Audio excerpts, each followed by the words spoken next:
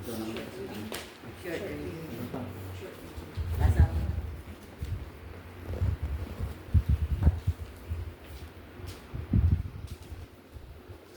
Short review.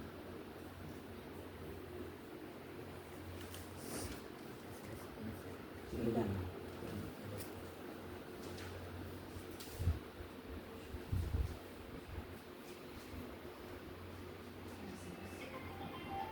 Thus says the Lord God, O my people, I will open your graves and have you rest from them, and bring you back to the land of Israel. Then you shall know that I am the Lord, when I open your graves and have you rest from them. O my people, I will put my spirit in you, and you may live, and I will settle you upon the land. Thus you shall know that I am the Lord. I have promised, and I will do it, says the Lord. The word of God. The word of Thanks be to God. Responsible. Rise, Son of the living God, have mercy on us. Christ, Son of the living God, have mercy on us. You are seated at the right hand of the Father. Have mercy on us. Glory to you, to the Father, and to the Son, and to the Son, and to the Holy Spirit. Christ, Son of the living God, have mercy on us.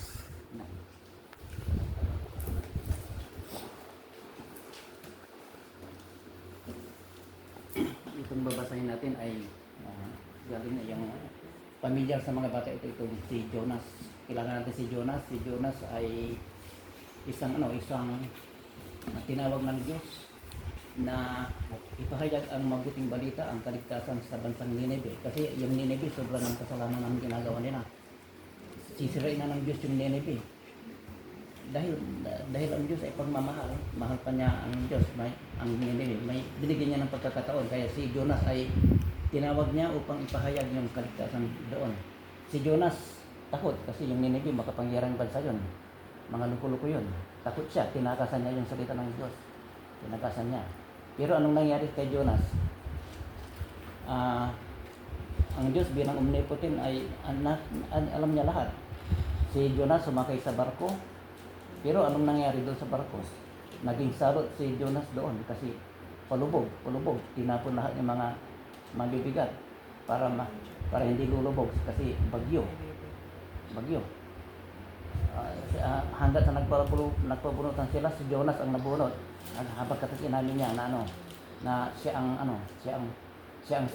ang salot doon kaya lubog yung barko. Kaya tinapon sa Jonas, kinain ng isda si Jonas. Sa loob ng 3 araw na nasa ilan ng isda si Jonas. Kasi si Jonas siya ang kumakatawan kay Jesucristo. Si Jesucristo 3 araw siyang nasa libingan. Si Jonas nasa 3 araw siyang nasa isda, loob ng isda. Dinala ng isda doon mismo sa Nineveh. Doon siya nilabas ng isda. Kaya si Jonas napilitan niya ipahayag yung kaligtasan sa Nineveh at ang Nineveh ay nag-convert. Ganito na din tayo. Kung may tawag tayo sa atin na ipahayag mabuting balita, hindi tayo makakatakas. Darating yung mga bagyo sa buhay natin, hindi titigil yan hanggang hindi natin ginagawa yung pinapagawa ng Diyos.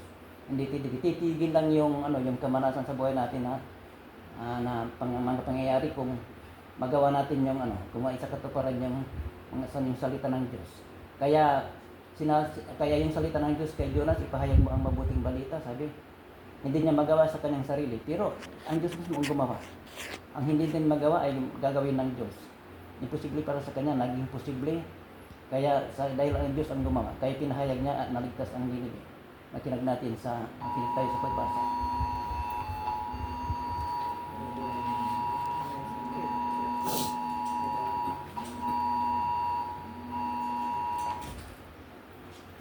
NDRRMC 8:07 a.m. 9 August 26 red rainfall warning sounded from Manila, Bulacan, Pampanga, at Laguna. Asayan and